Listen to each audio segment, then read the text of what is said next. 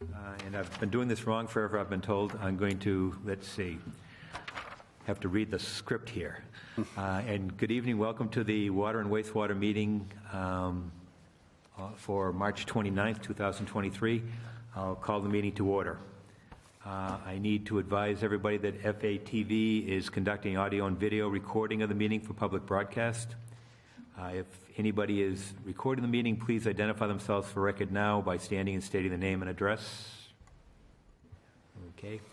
At this point, I ask everybody to put their electronic devices into silent mode. Remember to do that. And let's see. We'll do a roll call vote of the members. George Senior, Mark Pimarini, Yeah. Stephen Bertha, but see, I'm mispronouncing these names. I apologize. Colby O'Brien, Nicholas Erickson, John DeLine, Mark McNamara, and Mike McLaughlin is not here at this point. The minutes of the meeting were sent out of our past meeting. Has anybody had a chance to review them? Yeah. Any changes, additions, omissions? Nope. If not, I'll accept the motion to approve. I'll make a motion. Second. All those in favor? Aye. Motion is approved. I don't have notice of a public hearing, but is anybody here to speak to any item on the agenda this evening? Okay. Seeing no one wishes to speak, we'll move to our agenda. And let's see, John, are you going to introduce, or who's going to introduce? So I'll give a quick introduction. Okay, So tonight we have for the commission presentation on the rate study that we've been working on for the water and wastewater divisions. We have Weston and Sampson and Reftelis that we're using to help us with this rate study, and they've prepared a presentation for us this evening. So with that, I'll turn it over to Dave Fox, Pat Cotton, and Sam Kenny from Reftelis and Weston and Sampson. Thank you. Thank you. Good evening, everyone. Like Nick mentioned, my name is Dave Fox. I'm excited to be here this evening and talk to you about kind of the tail end of this project that has been going on for several months now. A lot of work has gone into this to develop the water and sewer rate study, and we have some final results to share with you. So I'm going to walk through it, and Pat and Sam are going to help me out along the way. We'll kind of switch roles to do some presentations throughout this. So just to give you a bit of an overview of what a rate study does. What we're trying to accomplish is to establish a multi-year forecast of the revenue requirements or costs that are necessary to be incurred by both the water and sewer funds to maintain operations and also improve operations. So renewal and replacement of the assets and the infrastructure that is in the ground and above ground as well, to be able to provide good, clean, safe service to the residents of Fitchburg. We try to do that over a 5-year planning horizon instead of just looking at a single year, because things are changing so rapidly. We know there are capital improvements coming in years 2, 3, 4, 5, and beyond of our forecast. We want to start planning for those things today rather than wait for them to come to us, so we can try to set the financials up so we have long-term financial sufficiency and stability. So what we're essentially trying to do is just ensure that there's enough revenue on an annual basis for both the water and the sewer funds to cover all those expenses today and into the future as well. In doing so, we looked at different rate options in terms of rate increases necessary to support that. We looked at different capital improvements planned and finalized this final recommendation that we're talking with you tonight. In doing so, we looked at what the customer impacts are. We're going to get that into a little bit later in the presentation of how much a typical customer's bill and different variations of customers, their bills are going to change over time. Focusing mostly on fiscal year 2024, but we also forecasted that out through fiscal year 2028, so a 5-year planning horizon. We also looked at miscellaneous charges, which haven't been adjusted in a number of years, and we wanted to just ensure that the miscellaneous charges that are outside the user fees for people using water in the sewer system, they're accurately recovering the costs associated with providing those services, and we have a few slides on that as well. Just to provide a bit of context around what we're talking about, water rates for the last 15 to 20 years or so have been going up across the country every single year by about 5%. And that's with a lot of communities kicking the can down the road and not doing what they need to do in terms of reinvesting in their infrastructure. So even, probably lower than it needs to be, but 5% every single year for the last 15 to 20 years. Sewer rates have been going up across the country by about 6%. And every community across the country that has a water and sewer utility are dealing with, and they're facing an uphill battle. They're dealing with aging infrastructure, especially us here in the Northeast. We have very old infrastructure that needs to be renewed and replaced. There's a lot of, there's money associated with that, and we're going to talk about that in a little bit. But you're not alone. You're not alone in that boat. Every other water and sewer utility are dealing with the exact same issues. They're dealing with inflationary impacts, just like you are, especially right now in the current time that we're looking. Things are, it's not just hitting us in our wallets at home, it's hitting the utilities as well, these inflationary impacts, and it's something that we need to address. And if that wasn't an uphill battle enough, we're also facing declines in per capita consumption. So the vast majority of the revenue that comes for the water and the sewer funds come from a volumetric revenue stream that is contingent upon how much water customers are using. So if they're using less water, our revenue base is declining without us even increasing rates, right? Just by nature of that per capita reduction. Most of that is due to, we see some fluctuations year to year from weather, but most of that per capita reduction in consumption is due to the implementation of high efficiency fixtures, low flow toilets, low flow shower heads, low flow washers, dryers, washing machines, things like that. So we have an uphill battle, and that means we need to obviously increase our rates to be able to support that. I talked about most of this, but just, establishing that financial plan, we look at all of your operating expenses, your upcoming budget, as well as historical actuals to see how things have been trending. We look at inflationary impacts. We look at personnel, some vacancies that have occurred recent years, and I'm going to talk about that in just a few minutes on the water side. We're hoping that we can get to full staff levels in 2024, so an increase in operating expenses for that. We look at things like your capital improvements plan, which is quite honestly the biggest driver of the need for additional rates or need for additional revenue because of that renewal and replacement of infrastructure. So we take that into consideration, look at how are we going to pay for those projects, either out of cash, so we're generating enough revenue on an annual basis to pay for a project outright, or we're issuing new debt to be able to support that. So that kind of gives us two sides of the equation, the revenue requirements of the costs and what our revenues are with that declined consumption. And we have to balance those two and see how much additional revenue we need. While at the same time, we want to take into consideration financial viability, if you will, the financial health of both of the water and the sewer funds. And we kind of measure that through reserve fund balances. So just like I mentioned, inflation's hitting people at home. Everybody in this room probably should have a savings account for their own household. Water and sewer funds are no different. They should have savings accounts as well for emergency repairs, things that pop up. That fluctuation in consumption that I talked about primarily due to weather from year to year. So if we have a very cool, wet spring, summer, fall, and consumption declines accordingly, our revenues are going to decline, and we might not see exactly the amount of revenue that we were hoping for. It's nice to have a reserve fund balance there that we can weather that storm and not deviate from the rate plan that we're going to show you in just a little bit. So I'll get into a little bit of the financial plans here. I'm going to start on the water side. On the top of this screen here, you can see the revenue requirements going out from 2024 through our 2028 planning horizon. I will note the first one there, and I already mentioned this, the personnel service expenses. The reason you're seeing such a significant jump from fiscal year 2023 to 2024 is because there were vacancies in 2023, and we're hoping, we're expecting full staffing levels in 2024 and beyond. So we're not seeing that perpetual increase of that magnitude in 2025, 2026, 27 through 28. You can also see our debt service is increasing as we're utilizing some new debt issuance to pay for our capital improvements plan. We do have some existing debt dropping off. So this is taking into consideration your existing loans when those are dropping off, as well as new debt service that's coming on board to pay for these necessary capital improvements, which I'm going to turn it over to Sam in just a few minutes to talk about. And you can, the bottom line there, we aren't just issuing debt for everything. We are generating some of the money necessary for capital improvements from cash. We don't want to over leverage and generate or take on too much debt. We want to be able to pay for some of these projects, especially the lower magnitude in terms of dollars, pay for them out of cash, out of rates on an annual basis. So in 2024, we are seeing an increase in the operation and maintenance expenses of about 18%. Most of that is due to that increase in personnel due to getting to full staffing levels. And then we're going to see about 3 to 5% inflationary impacts thereafter, or that's what we're assuming from 2025 to 2028. From 2023 to 2027, over that 6-year, 2023 we're in right now, 2024 is coming up July 1st of this year. The water fund's expected to spend approximately $8 million annually on capital improvements.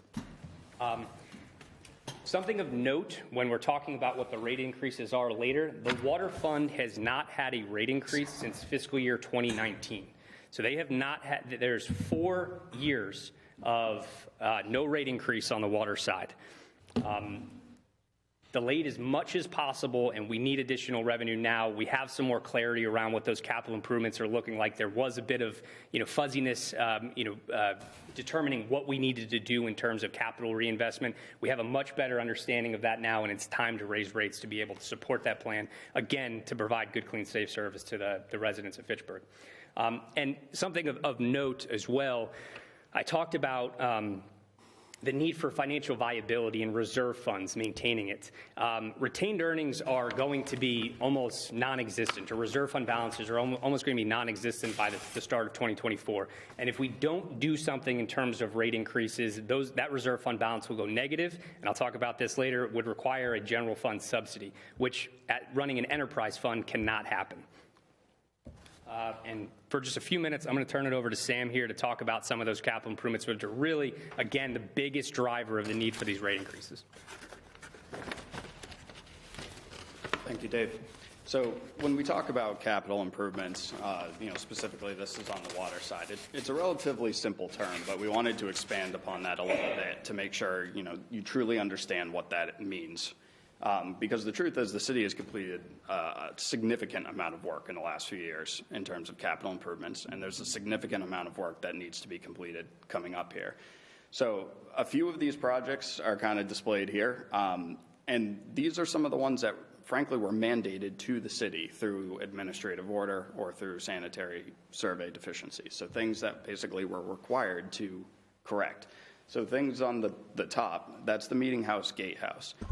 It doesn't look like much, but that structure and that feature really dates back to 1898. And, approximately 60% of all of the water that enters the city passes through that gatehouse. So it's an extremely critical feature, and that's something that is currently in design right now to be improved. On the bottom, that's the Oak Hill tank. The picture on the left is from last fall where, the dome is intact. The picture on the right is from last week.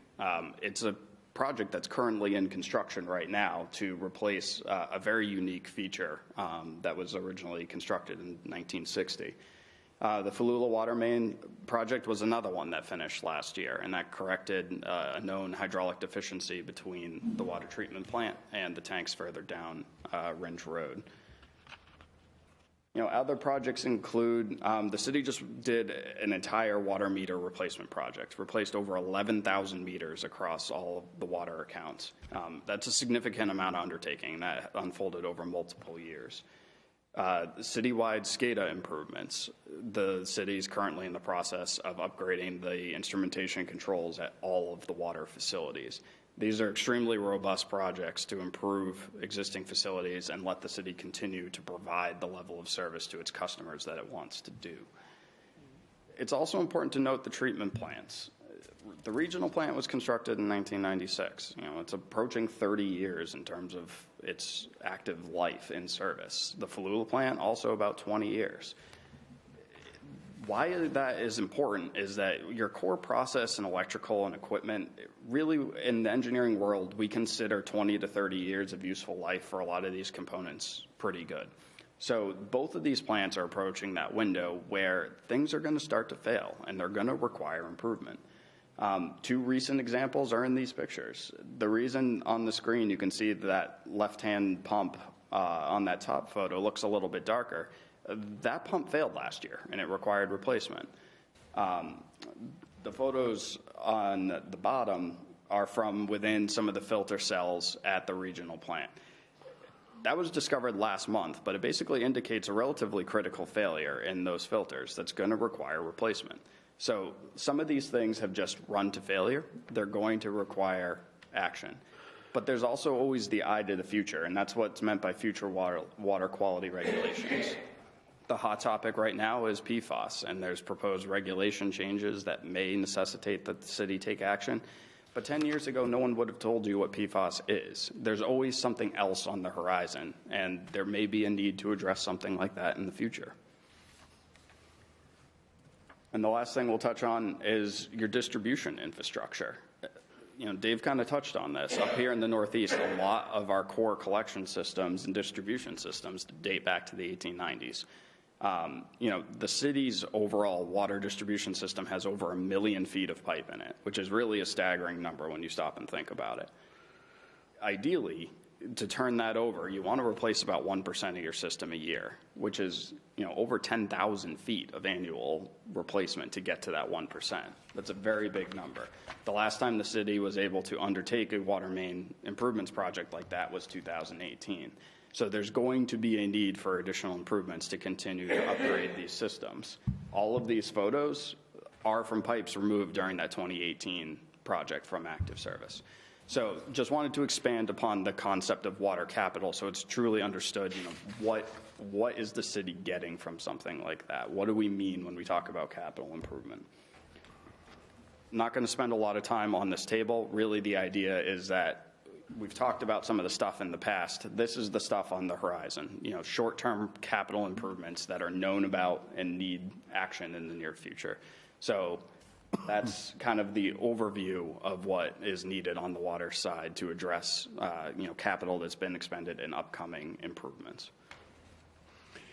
If I could just add, the last few years, many of our projects have been not related to the water mains themselves. The Oak Hill tank, SCADA system, the meter project, all absolutely necessary or mandated by DEP, one or the other. But we need to start doing some more water mains again. We just can't do it with the amount of the money we have now. It's just taking up so much for those other projects, and we still got more that we have to do to stay out of trouble with DEP. So Sam had showed this picture of the water mains. It's probably like 60% of the cities like that. So if we don't start replacing those, I mean, that system is slowly dying. You know, it's kind of like a, you know, an artery or something that's getting clogged. It's slowly getting closed up, and every time there's a high flow, people get discolored water. The water quality is poor in some areas, and it's getting worse. We've done a pretty good job of mitigating it, but it's at some point we just can't keep running water and flushing every place. The other thing is fire protection as well. You know, when you have a pipe that's heavily tuberculated, the fire protection is not very good. You don't have hydrants that, you know, can give enough water for a firefighter, you know, to put out a fire. So so there's a, you know, real hazard to not having adequate flows, not just the water quality. So it's something that, you know, we've priced in the future in the rate study. You know, not doing it is just going to end up having problems because people's water is just going to get worse and worse, and eventually we'll be mandated to do it. So we need to, you know, go back to getting, you know, 10,000 feet or so done every year. So, you know, with that, I just wanted to add that. And back to Dave. That's great, John. Thank you. Appreciate it. We are talking about adding new debt to the system, obviously, to pay for a lot of these capital improvements. We looked at just a metric to understand kind of the leverage of the system. Outstanding water debt per customer. In the Northeast, on average, it's about $3,200 for a water and sewer utility. Fitchburg currently, or what they will be in 2024, is about $1,400 or so of outstanding water debt per customer. And then in 2028, after we get out to that 5-year period, it'll be about, you know, just under $3,000. Again, this isn't anything to hang your hat on. When we get to the sewer, we're going to show it actually above that average. That is not heartburn whatsoever. There are plenty that are in the tens of thousands that we look at in this database. It's again just, are we reasonable? Are we in the 30 to 50,000 per customer? That would be giving me heartburn. But the fact that we're kind of in the ballpark, just again, we're not over leveraging the system. I am a fan of debt for water and sewer utilities as long as that debt is managed well, and we factor that into the financial plan to ensure some conservatism. We're building that reserve fund balance up so we can manage that debt well on an annual basis. And what that allows us to do is, instead of paying for the $8 million on average a year that we need out of cash, which would require significant rate increases, way more than we're about to talk about, we're able to spread those costs out over the life of the asset. You know, Sam just talked about 20 to 30 years. We're spreading these costs out over a longer period of time. And yes, we are paying some interest for that, but we're getting some good interest rates at this point in time. Not as great as they were a few years ago, but still, it's better to spread those costs out over time, not to negatively impact customers too much in the short term. These next two slides are incredibly telling, in my opinion, and it really shows the impetus for the need for the rate increases we're about to be talking about. This is, if you look out through 2024 to 2028, the columns here are the bars going out across the chart are your revenue requirements or your costs, the amount of money that needs to be generated just to maintain operations, fund the capital improvements plan we're talking about, pay for existing and proposed debt service, right? If we don't have any rate increases and we just stay with the same revenue stream we have right now, we will run a deficit every single year. And that is even more pronounced or more indicated if we look at the reserve fund balance. I said at the end of 2023, beginning of 2024, we're basically having there's no reserve fund balance on the water side. If we don't do anything, you can see that reserve fund balance will go negative every single year over that 5-year period, to the point where by the time we get out to 2028, we'll be in the hole of the water fund would be in the hole in the general fund of about $12.5 million. Again, this is not a sustainable picture. It is not financially sustainable. Enterprise funds should collect enough revenue on an annual basis to fully fund its own operations and should not require a subsidy from the general fund. And that would 100% happen if we don't have rate increases. So, with that being said, get to the punchline. If, in order to ensure financial sufficiency for the water fund over the next 5 years, we are looking at the following rate increases. In 2024, we are recommending a 35% rate increase. I know that sounds a little scary. When we get later into the presentation, we're going to talk about what that actually means to customers in terms of dollars, which I think is a better representation. But with the sewer rate increase we're talking about, most of your customers are combined water and sewer customers. That's going to be about a 15% increase in their bills, with the 35% in the rate increase we're talking about on sewer. So a combined bill's only going up 15% rather than, I know that 35 looks scary.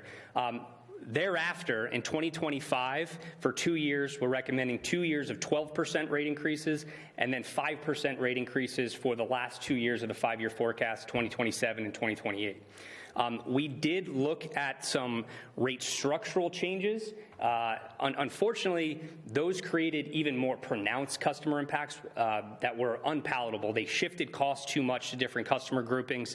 It didn't make sense, so we at least ran those scenarios, but we did not think that they were viable solutions. We think these across-the-board increases. We also looked at potentially not increasing the minimum charge. So there's two components. There's kind of a semi-fixed charge and then the volumetric, like I was talking about earlier, which is contingent upon the amount of water that customers use.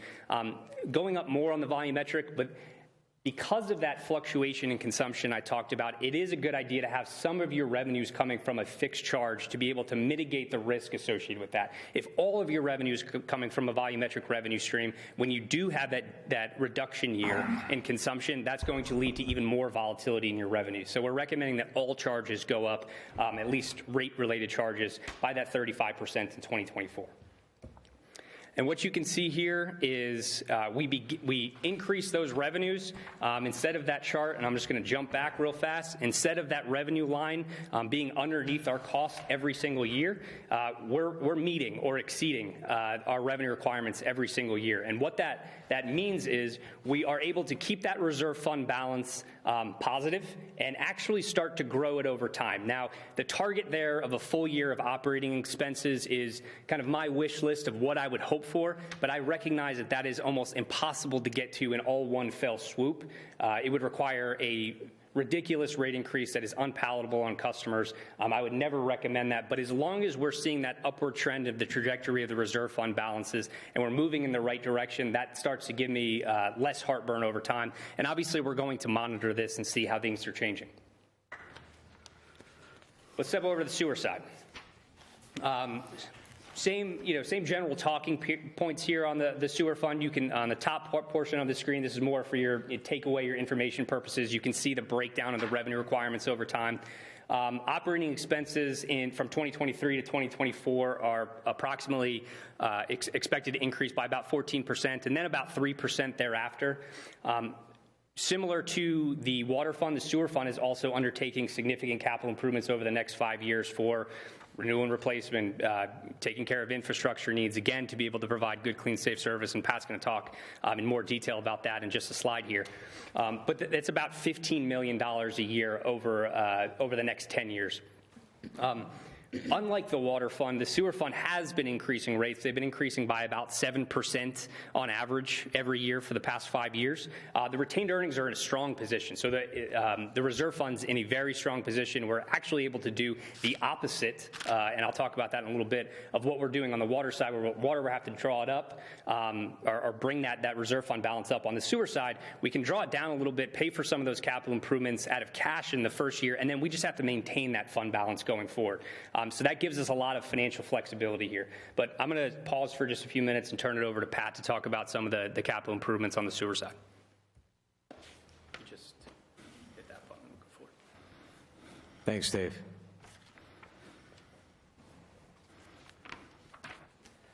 So just to kind of run through some of the projects and costs that are involved associated with the sewer fund overview.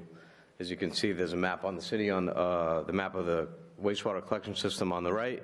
The system is significantly old, with the majority of it being constructed from 1905 to 1950. There are many miles of the combined sewer system left. However, there's been some significant improvements over the last few years. The wastewater treatment facility is in constant need of improvement, which is directly associated with the operation and maintenance, which is necessary and mandated to all the infrastructure and the wastewater treatment plant itself.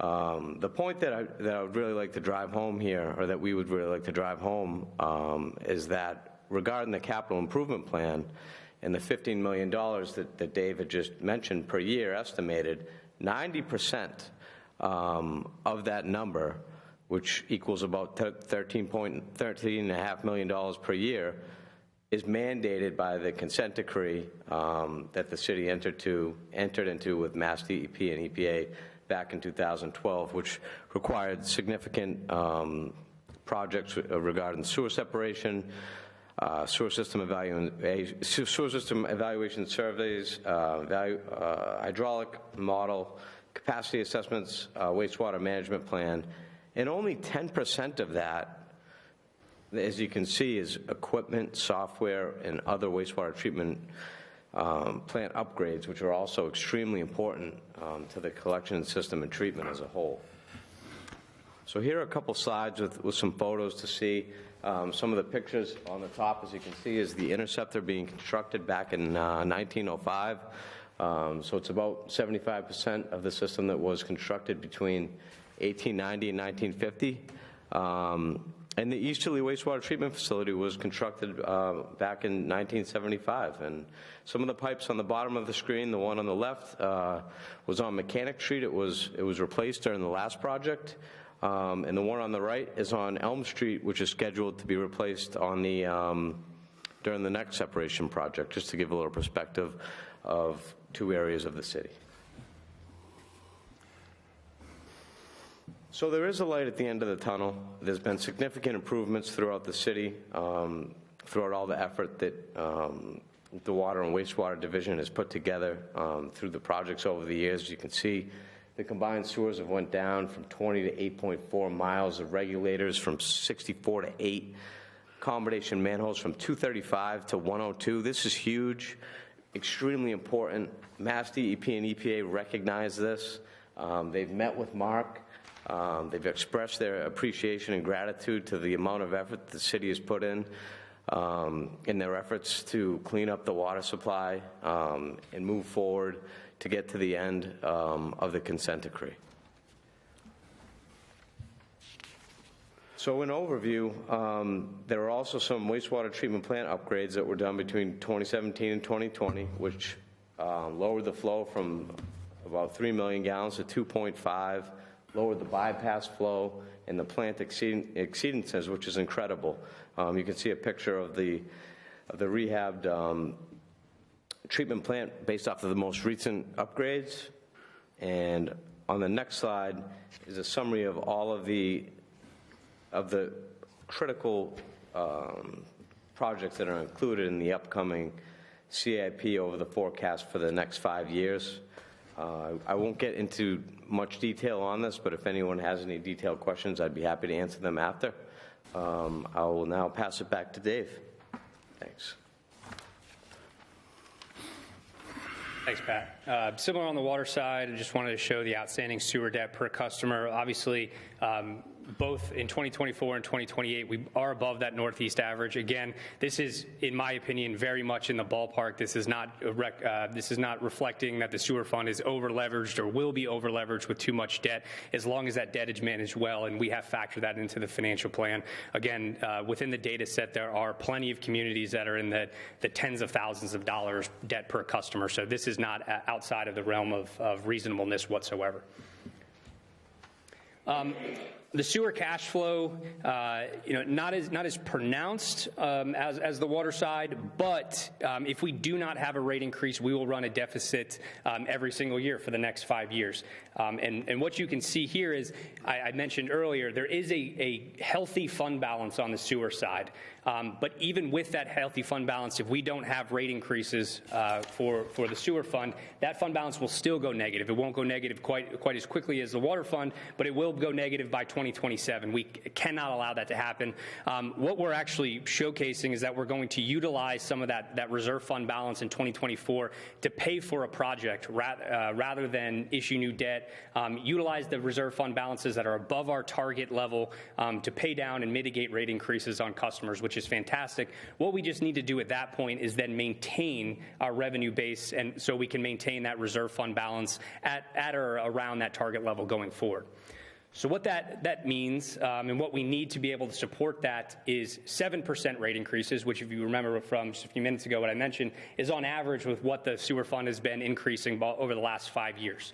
It is only about 1% higher than what the national average has been going up every single year for the last 15 to 20 years, and allowing us to, again, have revenue sufficiency and that financial viability and flexibility. And same thing, same story that I mentioned on the water side with different rate structures or going up more on the volumetric than the minimum. It's the exact same story here. This is why we're recommending that all rate-related charges are going up by that 7% every year.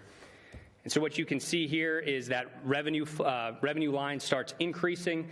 In some of the years we are, if you look out in 2026, in 2025 to some degree, we're not fully meeting the revenue requirements. That is okay because we have that reserve fund balance that is in such a healthy position. It allows us to raise rates at as much as we possibly can, that equal level of 7% a year, to try to mitigate that increase on customers. That's giving us that financial flexibility. So we're maintaining that fund balance even with paying for a significant capital improvement in 2024 out of the reserve fund balance. We're able to maintain with those 7% a healthy reserve fund balance. We just need to maintain that rather than having to build it up. So we talked about percentage increases on rates. Let's talk a little bit about what that actually means for customers in terms of dollars, which I think is more representative and people can understand that a little bit better than a percentage impact. First, I just wanted to show, and we don't have to talk about this too much, really just what the water rates are going to increase to. This is just through 2024 and 2028. We are trying to establish those rates over a 5-year period, again, to establish that financial sufficiency. So you can see all those charges are going up by 35% in 2024, 12% in 2025, another 12% in 26, and then 5 and 5 for 2027 and 2028.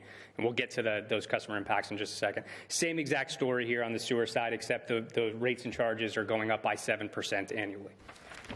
So we put together 5 representative customers, trying to break it down into the types of customers and what their bill impact would be. First being a low volume customer, if you will, or one-person household using about 300 cubic feet per month. 100 cubic feet is about 748 gallons, and having a 5/8 inch meter. You can see in 2020, currently, right now in 2023, that customer is paying $457.20 for water and sewer service combined per year. If the rate increases that we recommended were approved, the 35% on water and the 7% for sewer, that same customer's bill would increase by about $70 per year, or about 15% in total.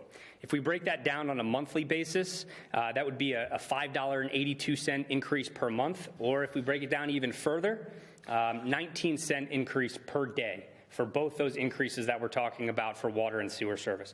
And then you can see there going out into 2025 through 2028, we forecasted what those impacts would be with the recommended rate increases accordingly. You can see that percentage increase in total for a water and sewer combined customer is decreasing from 15% in 2024 down to 9% in 25 through 26, and then down to 6% in 2027 and 2028 as we're decreasing those rate increases that we're recommending for water. Question? Sure. Are all these initial numbers that you provided in the research, did it factor in retiring debt? Yes. Do you have the data to provide us to show that?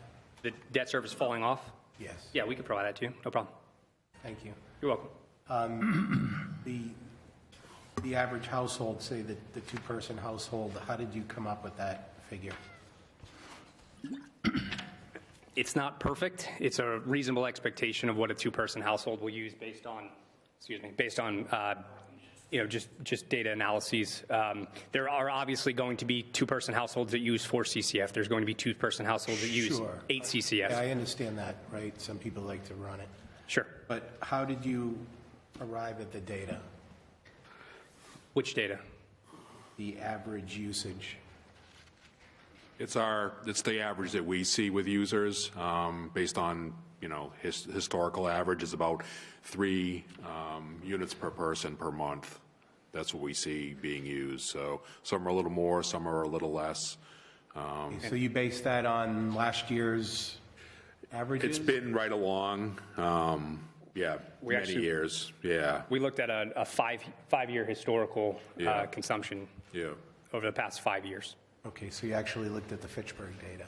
yes. Very much so, yeah. That's what we find when we do the billing, and, when we ask how many people are in the house, it almost comes out right on just about every time. Somebody will call and complain about a high bill. It's like, well, how many people are in the house? There's 3 people, and it comes out to, 8 units, 9 units, 10 units, right in that 3 unit per person average. So somebody who's frugal will come in less than that. But we want to go with the average. There's many that come in less than this average, so particularly, elderly people will fall in well below this, the 3 units per month. So, but I'm fully confident in that, and that agrees with, what the state has for designing septic systems, usage rates for people, how many gallons per bedroom per day and things like that. So it coincides with that too, so. In a perfect world, we would be able to cross-reference consumption data with exactly how many people are living in the households. We don't have the ability to do that or the data to do that. But with the anecdotal information that John just mentioned and looking back historically, again, these are not perfect, but they're reasonable expectations for households of this size. Thank you. You're welcome. Moving on to, again, a representative two-person household. Again, this is not perfect, but a 6 CCF per month customer. So if residents out there are a 3-person household that use 6 CCF per month on average, this would be a good representation for them. That annual increase for this customer, a 6 CCF customer, currently is paying about $982 per year. That bill would increase in 2024 to $1,131, or about $49 increase. If we break that down monthly, that increase would be about $12.41 per month. And then on a daily basis, it's a 41-cent increase per day, or about, again, 15%. And then you can see through 2025 and 2028 how those impacts would change with the representative increases on the water and sewer side that we just walked through together. Could I interrupt one Yeah, second? please go ahead, John. Just to put it in perspective, the 3 units per person per month comes out to about 75 gallons a day per person. So Title V, when you're designing a septic system, it's based on a number of bedrooms in the house. That's 55 gallons per day per person. So these averages are a little bit higher than what Title V is, but that's what we find, all together when we figure, everything in. When you're washing clothes and things like that, if people are frugal, they'll use quite a bit less. We see people that use, a single person, elderly person will use 1 or 2 units per month. We've seen that quite often, so they'll fall below the minimum, but Yeah. that was it. That's all I wanted to add. No, that's great. Thanks, John. A few more representative customers. A 4-person household or 12 CCF per month. If that does not fit a 4-person household, but it should be reasonably close based on our anecdotal evidence within Fitchburg. That customer is currently paying $2,031 or $32 per year. That bill would increase in 2024 up to $2,339 per year, or a $307 per year increase. Again, breaking that down per month, be about $26 additional per month, or an 84-cent per day increase. And again, that 15% combined bill, water and sewer. And then you could still see those impacts going out through 2028, and those percentage increases changing on an annual basis as those water rates that are recommended fall from where they are in 2024. Going to sound like a broken record here, my apologies. But average commercial customer uses about 80 CCF per month and has on average a 2-inch meter rather than a 5/8-inch meter, which is the vast majority of the meters in your system that single-family residential homes have. That customer is currently paying about $14,245 per year for water and sewer service combined. That bill would then increase with the recommended rate increases for 2024 up to $16,456, or a $2,200 increase approximately per year, monthly increase of about $184, and then a daily increase of about $6. And again, right in that 15 to 16% range. Reason why this is 16% and not 15 as the residential customers were, we did a bit of rounding on the fixed charges just to make them to the nearest 5 cents, just for simplicity purposes for management. And so there's a little bit of an impact there. And then 9 and 6% thereafter from 2025 and 2028, very similar to the residential customers. One more question. What about new sewer connections, growth in the city, buildings that were abandoned, unused, that have been reactivated, and some of the large new construction projects? Has that added revenue been factored into the data? Not as of now. Yeah, we're just not seeing.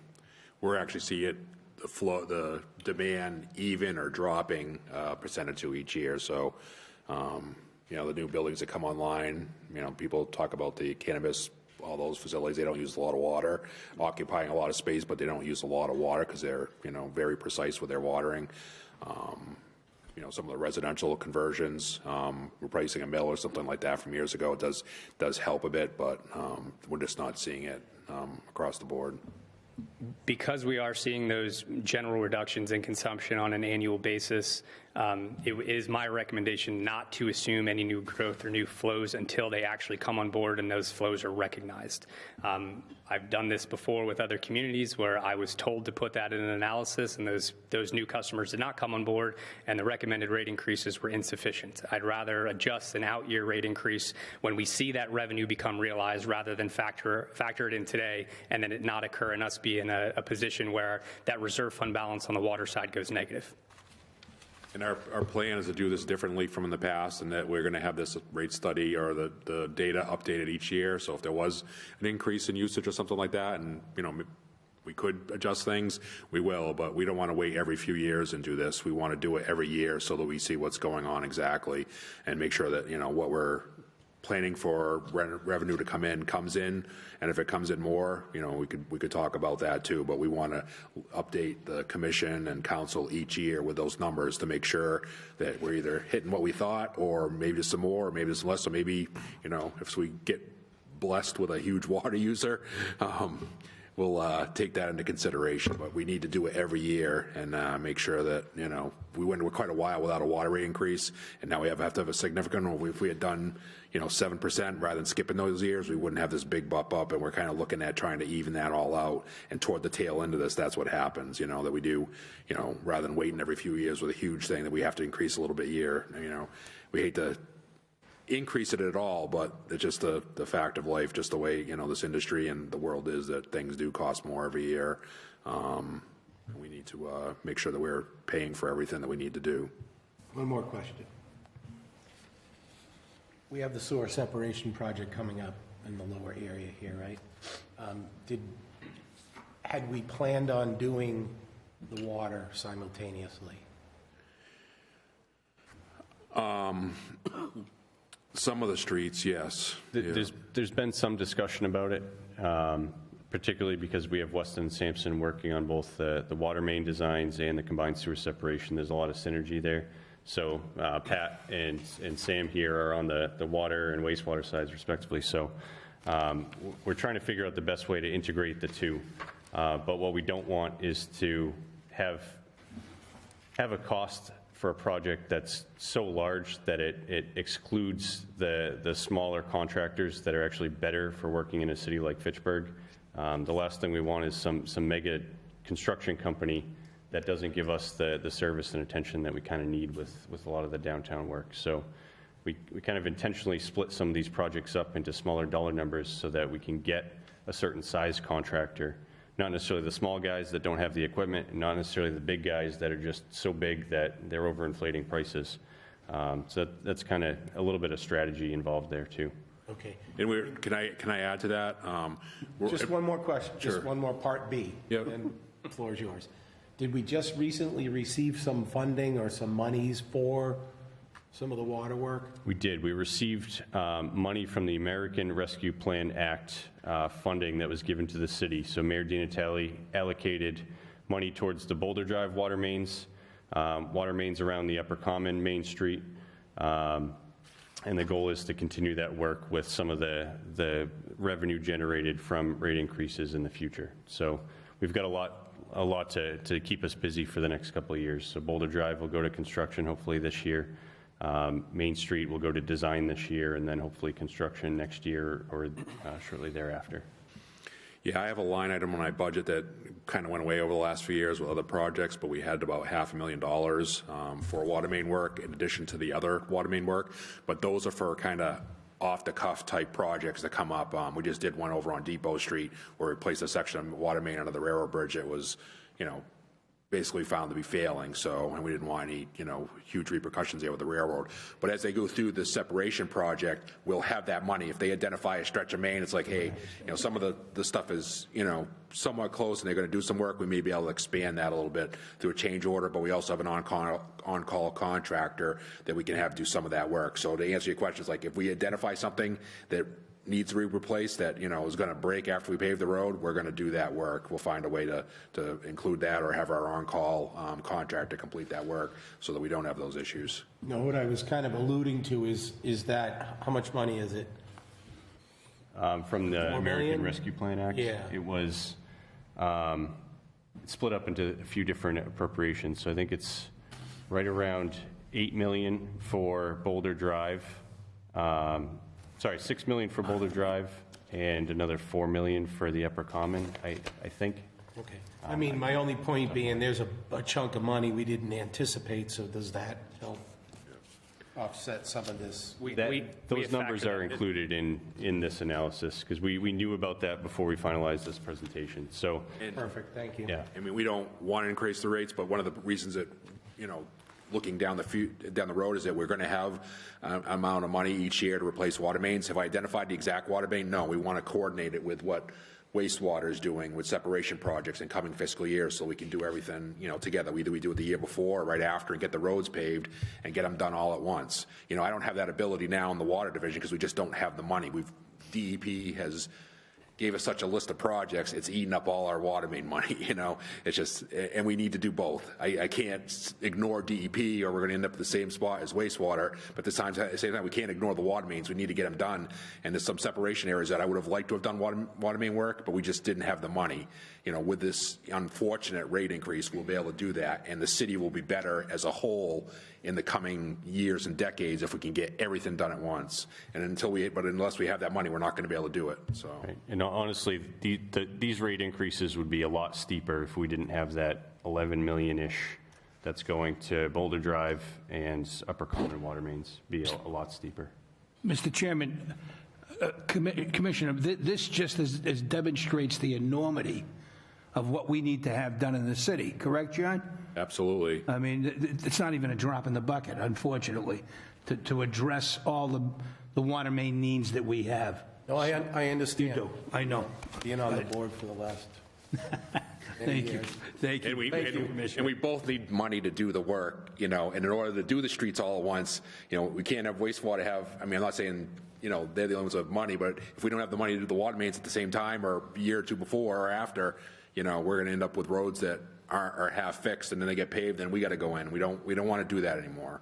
We want to bring those, merge those two things together and let's get it done and then hopefully improve, the roadways in the city in the long term. Right. There are some paving projects that we're intentionally holding off on just because we need to replace the water main first. So there's Airport Road. Yeah, there's Electric Airport Ave, Road's a good there's example. Franklin Electric Road. Ave, yeah. So I appreciate all the explanation. Yeah. As I've said many times before, I'm here Do you to coordinate with represent the residents and want to make sure that we understand fully, as board members, what we need to understand and what we need to vote for. I assume you coordinate with Unitil, like gas main, when they have to replace mains? Yeah, so we try to get Unitil in there a year to two ahead of any of the projects that we've got going. So they'll actually be in this downtown area right here this year, ahead of the combined sewer separation work that's going on next year. And they can actually move quicker on stuff than we do if there's a change. The Depot Street project was only a few hundred feet of water main, 12-inch main was pretty big, but they got in there before us, got out of our way, got that done so that, that's done, we're done. They're pretty good in that respect. So yeah, as Nick said, we do coordinate, but they can also change things a bit. And they have, I'm not just saying they can, they have in the past. Yeah. It's like what street you do on water mains. The last big project we did, they went in and did all the gas first and, got that out of their way and made sure it was new, which was good for us because we don't have to deal with cast iron gas mains. Right. So. They just finished the whole Ashburnham Hill Road east to roughly Prospect Street area ahead of combined sewer separation work going on there this year. They're doing the same with Main Street. They finished Clarendon Street ahead of the paving work that we're going to be doing. So yeah, there has been heavy coordination there. We try to meet with them on average once a month and everything just to make sure we're staying on the up and up. Sorry, Dave. No, it's fine. It's a good discussion. Where were we? So we just went through what the actual dollar amounts will be, talking on a percentage basis, but I think breaking that down on a dollar basis really helps folks understand the actual impact of them. Another thing that can help just frame this discussion is looking at a high-level affordability analysis. Historically, across the industry, it has been actually stemming back to the EPA's 1997 financial capability assessment, which started really just on the sewer side. Basically said if an average residential customer is paying more than 2% of the median household income for the service area, that is deemed unaffordable, is in the framework of a consent decree. That has been adopted over time, by the water utility as well, and kind of just combined, basically saying for a combined water and sewer bill, if that exceeds 4% of median household income, that community's water and sewer service is unaffordable. Currently, it is well below 2% in Fitchburg, and even if we and the threshold is actually 4% and still well below 2%. And even with the increases in 2024 that we're talking about, that percentage of median household income for an average customer bill would only be 1.7% of median household income, well below that threshold. Is that a perfect metric? No, there's been a lot, holes poking in that. But again, it's just a pressure test for kind of affordability. I know we're talking about some substantial increases here, but we need to break that down into what that actually is meaning for customers. And we also broke that down on a census tract basis. Obviously, census tract 7107 there has a very low median household income of less than $20,000. That is obviously going to be impacted by the existing water and sewer bills as well as any higher water and sewer bills, but it's not exacerbating that increase. It's already a problem today. We're seeing that across the country with affordability issues, which are mostly driven by poverty. Everything is a significant impact on poverty-stricken households. It's not just water and sewer. It's healthcare. It's food. It's gas. It's everything that they're paying on an annual basis is contributing significantly to that issue. This is not creating a widespread poverty or affordability issue in Fitchburg, even with the rate increases we're talking about. To break that down a bit further, and this is maybe a little bit of a silly slide, but if you start all the way on the right there, this is a cost per gallon for different liquids. If you look at a Dunkin', which I guess is Dunkin' now, it used to be Dunkin' Donuts, I'll call it Dunkin' Donuts. Dunkin' Donuts coffee, which isn't even a full gallon. I actually looked up the price of your Dunkin' Donuts here in Fitchburg. It's actually only 100 ounces, is $19. So $19 for less than a gallon of water. Or a gallon of coffee. Milk is about $3.42 per gallon, although if you're buying the high-end stuff, it's going to be higher than that. Gas is right around $3.10. A bottle of water on average is $1.23. And all the way on the left side of that chart where you can't even see a bar is a gallon of Fitchburg water, even with the 35% rate increase we're talking about. It's less than a penny per gallon. I know there's been a lot of talk in the industry about affordability, and there's always a concern about impacting customers by rate increases, and I fully understand that. I go to rate hearings all the time. I'm a rate consultant. I get things thrown at me. I understand the pain associated with that. I pay a water and sewer bill, and my daughters and my wife, she just, they take showers endlessly, and I'm yelling at them. I understand the impact associated with rate increases, but I think if we put that in the context of the value of water, everything that a customer gets, providing water service to their home, to any room in their house that they want it to come into, 24 hours a day, 365 days a year, and it's good, quality, reliable water service for less than a penny a gallon. If you put an ad in the newspaper asking somebody to do that, the only person that would respond to be able to do it is John and Fitchburg. Nobody else can do that. So I know this is not a perfect analogy, but it just, I think we need to take this into some consideration when talking about the dollars that we're talking about and the increases we're talking about here. Sorry for getting on my soapbox.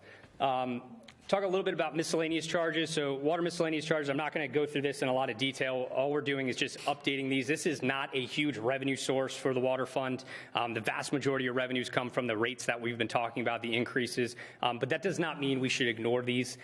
We are recommending to update the private fire protection charges, and you can see the increases there that we're recommending. There is not currently a charge for 2-inch services and below, and we're recommending that for the first time. We're seeing more and more of those pop up, not just in Fitchburg, but across the country as well. A lot of single-family residential homes are requiring or wanting fire protection services in their home. Some other miscellaneous charges. I'm not going to go through all these in detail. Maybe point out the meter tampering, John. Do you think that's something we want to get into? Yeah, if you want to talk about that, I mean. So currently, meter tampering is about $250. What we're recommending is that would increase to $500 for the first offense, and then $1,000 for the second and every subsequent offense. So if a customer tampers with their meter or gets free water or something like that, there would be a $500 initial fine, and then for every fine thereafter, if they continue to offend, would be $1,000. In addition to those flat fixed charges, the consumption associated that can be hopefully monitored with that meter tampering would then be assessed at 3 times what the actual cost is for both water and sewer, and this is consistent with Mass General Law. And again, we're just trying to provide that incentive. Nobody out there should be tampering with their meters. It's theft. And some of those fees, just again, to recover the cost of that work, a hydrant flow test, that they have to do prior to design a sprinkler system, it had been $100. Well, it requires 2 or 3 people, a couple vehicles on our side, 3 or 4 hours work or whatever. It was only $100. We raised that to $500 because it just, the customers are paying for that at that point, for the labor because, we have to get, do that for the, the requester. But, so that's one of the large ones. Most of them were just adjusted just a little bit to bring them up a little bit because it's been a few years since they changed. So, and as Dave said, they're not big revenue producers, but more just mainly to recover the cost of those services. And even that case, they're not necessarily recovering them all, but something that's gets some of that back for us for the water department, so the customers aren't picking up those bills. And then finally, recommending increases to the system development charges, both on the domestic side as well as fire service. So this is a new customer coming into Fitchburg. Their charges to buy into the capacity of the system, and these haven't been updated in some time. So we're recommending an increase again to reflect the additional investments that have been made and will continue to be made in the water fund. It's reasonable to assume for all the infrastructure that you have in the ground. The existing ratepayers have been paying for that over time. A new customer coming into the system, is reasonable to assume that they should pay some sort of their fair share into all those investments that have been paid for by the ratepayers. So this is reflecting that. And those are brand new connections. If a property's redeveloped and already had a service connection, they wouldn't, somebody tears down a house and wants to build a new one and had a water service, we wouldn't charge them a new fee. They would just connect in. I mean, of course, they need to upgrade it as appropriate, but this is for completely new buildings and houses that these fees would apply. Right. All right, an hour later, we made it. Thank you for bearing with me. I appreciate it. So what's next? Obviously, we'll turn it over for discussion, question and answers. Based on the feedback, we will finalize, and hopefully this commission will provide a recommendation to City Council. I know there's a little bit up in the air based on exactly how that process is going to work, but generally speaking, the City Council will take that recommendation, probably assign it to some sort of committee or a council as a whole. There will need to be a rate hearing, and then hopefully we get these rate increases passed so that the Water and Sewer Fund can again continue to reinvest in the infrastructure necessary. And it's something that John mentioned earlier. These financial plans, the model that we developed, it is property of the city. It's non-proprietary. These should be updated on an annual basis and not wait until the end of fiscal year 2028 to update it for 2029. Things are changing so rapidly from a customer perspective, their consumption, as we've been seeing, but also just regulations and the need for capital improvements. We want to ensure that we're keeping on track, keeping on top of everything that is changing, updating that financial plan annually, and just ensuring that we're on track. And if that new customer comes on board and we get a boatload of revenue on top, we can make an adjustment thereafter for the rate increases to be able to mitigate that on other customers. But until that happens, we won't know. So again, updating this on an annual basis is highly recommended. Are there any state and federal funds we can apply for? For this, we do whatever we can. We apply for grants. We do have a couple grants, for small things, GIS, a couple $100,000 here or $100,000 there, but nothing that would.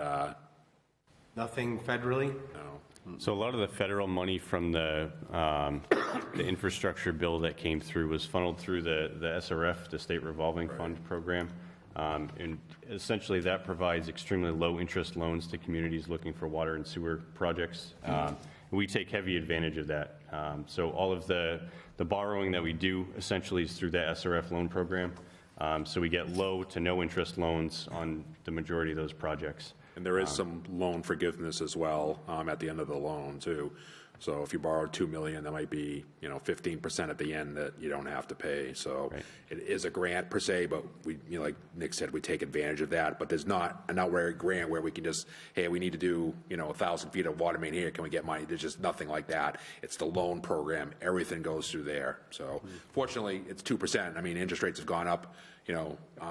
Significantly, we still get 2%, through that. So that's a plus. And then some loan forgiveness at the end, that I mean, is a grant, without calling it a grant, but. Right, and just for perspective, like the combined sewer separation project that we're working on right now, I believe the principal forgiveness on that project is estimated to be about $1 million overall, which is, that's a pretty significant savings.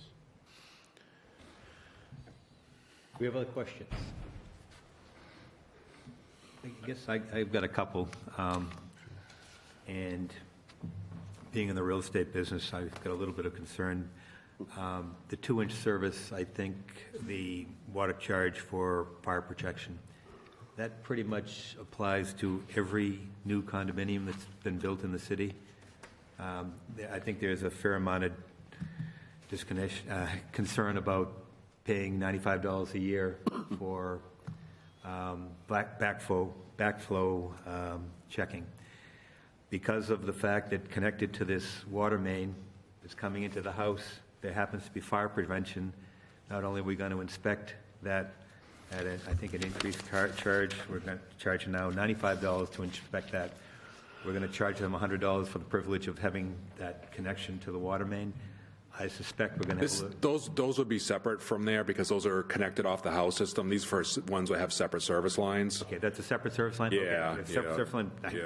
I've got no problem with the So the only impact is with the condos would be the extra $10 a month. So, okay. And generally the private industry, when they're testing one of those, is around $200. We did a survey before, is $200 to $250 for the testing. So, so we're well below that thing. And it's not just the testing too. I need to add that. There's a lot that goes into the program that we need to, other things that we have a software program to file all the stuff with the state, and we need to maintain that too. But one of the key things that I don't think people realize with these fire protection systems is that, you hear about contaminated water or something like that. That backflow device, it doesn't protect necessarily everybody in the distribution system. It could, but it protects the people in the house because what happens is that you have that discolored water in black piping, and if we have a water main break and the pressure in your house is 70 psi and it drops to 60 psi, if that water will come back out of that check valve, and the only person that's going to probably get sick or worse will be in that house. More likely it's not going to come out to the water main. It just circulates and stays in the house. So it is very important. But like I said, just a $10 increase that we feel that we need to go up a little bit. I know people don't like it at all, of course, but. And again, I honestly wish we didn't have them. I wish that there was one fire protection thing for the whole condominium project, but unfortunately the developer at the time took the cheap way out of doing it, and now we have to deal with the repercussions as all the people buying them. We would never allow that again. I mean, that was like many years ago, and it's a bad setup. It really is. There's better ways of doing it and not having those type of things. So, if we could eliminate all those, that would be a huge plus because then the water's safer, particularly the people in those condos and units. So. And again, I hate to make a point when I can see it's easy. It's not easy. It's very hard to look at the amount we're going to have to increase our fees here, but that corresponds to expenses that we're going to have. So I'm going to nitpick here again, but I'm looking at the property transfer fee. We're charging people $75 to change a billing address or change the name on a billing. It's hard for me to justify. That's nitpicking, and I apologize for that. Yeah, if I could just go through it, it's actually a heck of a process because it's not so simple. Because we usually, the realtor will call in, preferably with an email with a property transfer.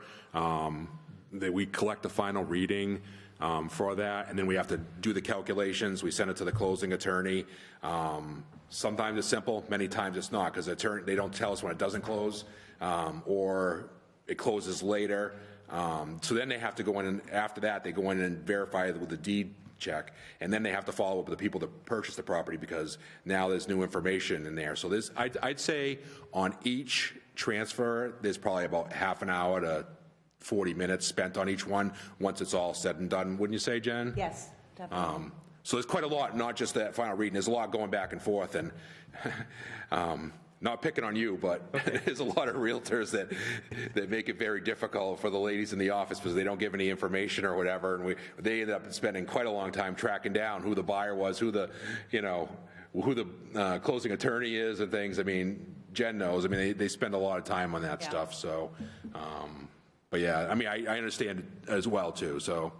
I'm guessing at this point, if we don't have further questions, I believe we're looking for a motion. Oh, Just yeah. a quick thing. Have you looked at just like how Fitchburg's rates compare around the state? 'Cause I'm just saying, I moved from another city in the Commonwealth in 18, and I was happy with the rates here because they were lower than where I paid before. So, I mean, Yeah. I didn't know what our rates were compared to others. Yeah, I do work all over the Commonwealth as well as New England and the country. Generally speaking, with similar sized communities, you're, even with the increases we're talking about, kind of right in the middle. There are some lower than you. I hate doing bill comparisons for my clients because it's very much an apples to oranges comparison. There's different customer bases that can spread costs amongst. I work with some communities sometimes and they say, we have the lowest rates in the state. I'm like, that's not a good thing. That probably means that you're not reinvesting in your system. And we do the rate study and they need a 50 to 75% rate increase because they've just been kicking the can down the road. So there's a lot of things, but you are probably right in the mid-range of other similar sized communities to you. All right, thanks. I believe we're at the point that we need a motion, and we need at least something to discuss if we're going to continue the debate. So I understand this needs to go to City Council, and I think we either can entertain a motion to approve the recommendations here, or someone can make a motion to change the recommendations. Your pleasure.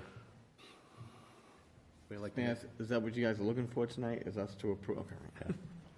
I motion to approve the rate increases as proposed during the presentation today. And this is a motion to recommend to the City Council, I think. Is that correct? Right, make a recommendation to the City Council to approve the rates discussed today during the presentation.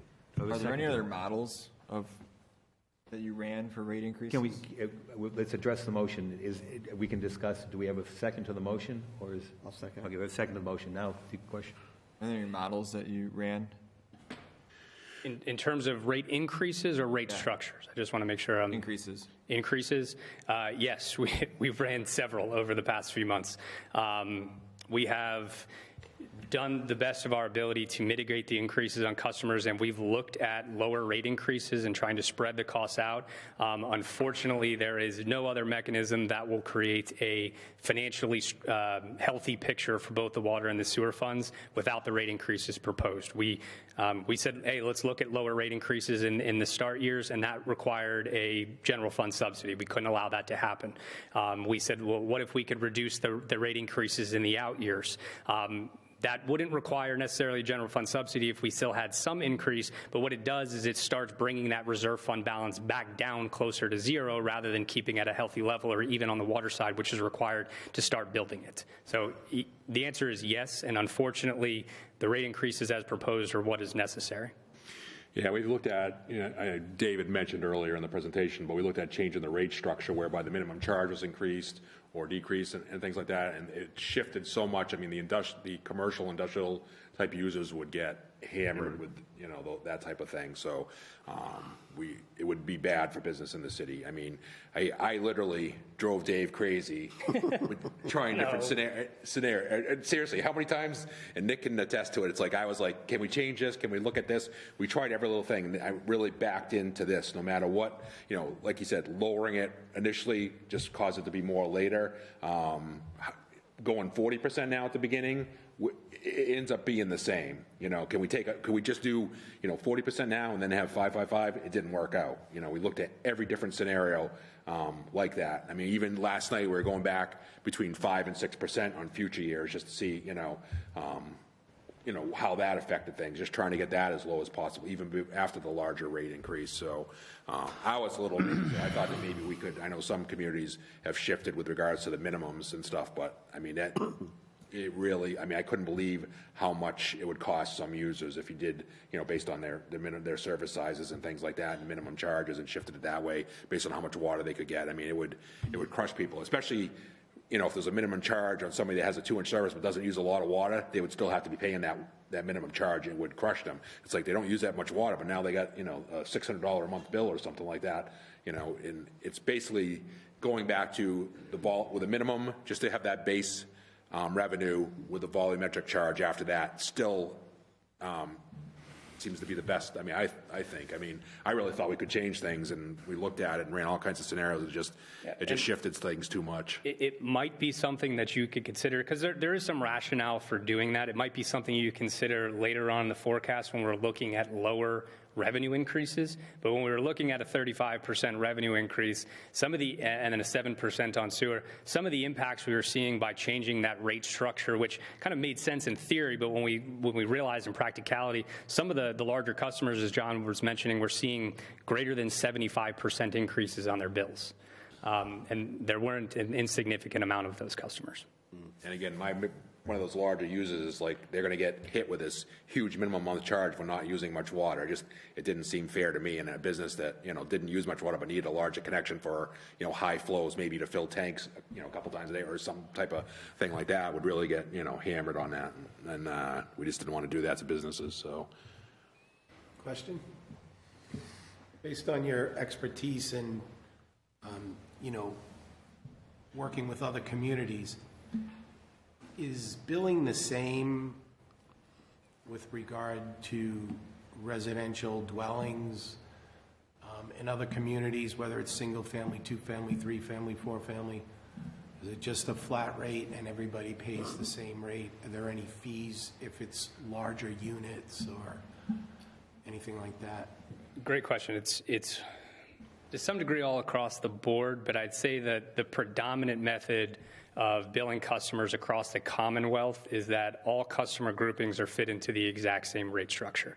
There are some communities that have class-based rates, so they might have a residential rate and a non-residential rate.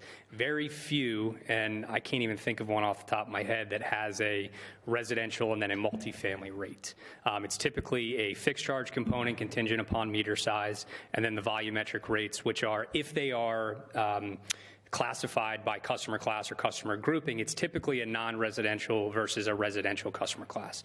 There are some communities, though, since you brought up the multifamily properties, that if they do have a residential rate structure and a non-residential rate structure, and that residential rate structure has a two-tier or a multi-tier inclining block rate structure. So the more you use, as you get to, say, from 0 to 10 CCF per month is at $2 per gallon, and then from 10 to 20 CCF per month is at $4 per gallon, and then everything over 20 CCF per month is at $6 per gallon. Is that making sense? Okay, just want to. So if that's the case, if you categorize a multifamily property that maybe has 100 units in it, and you put all their consumption through those tiers, they are residential, but they're not single-family residential. All of their consumption, or the vast majority of it, is going to be in those higher tiers and be assessed a higher volumetric charge. And so there are some communities, what they do is they still charge them the same rates, but they'll actually take their total consumption, divide it by the number of units, and then run those through the tiers as if they were 100 single-family residential properties, and then compile that bill and give that to them. And it usually makes a reduction. Although if there's a fixed charge by a 5/8 inch, there's also an argument if you want to be treated like 100 single-family residential properties, we're going to assess you 100 5/8 inch fixed charges as well. So it doesn't always, the math doesn't always work out. It doesn't always reduce their bill impact. But that's the closest you're going to get to a multifamily rate structure in the Commonwealth. They're not very, very common. Okay. I appreciate the information. I think we should investigate it. I mean, we have an imbalance, we're an old, dense city. I look at these multifamily units, it's a business. It's a profit-making business. In a lot of cases, not all, right? But I'm trying to look at minimizing the impact we have on, elderly folks that might be on a fixed budget. Right. Is there a way that we can, offset some of that cost? I can honestly, it's anecdotal, but it's not, I don't have the hard figures, but you're going to find that apartment buildings are carrying a bigger weight load as far as the revenue streams as our, elderly people. Elderly people, it's surprising how low their bills are. They're at the minimum for everything. Agree. And I won't disagree. it's surprising how many people with apartment buildings have high bills because they don't have low flow toilets. Their residents are not, frugal with their water. The bills that we see for some of the multifamilies, with tenants that.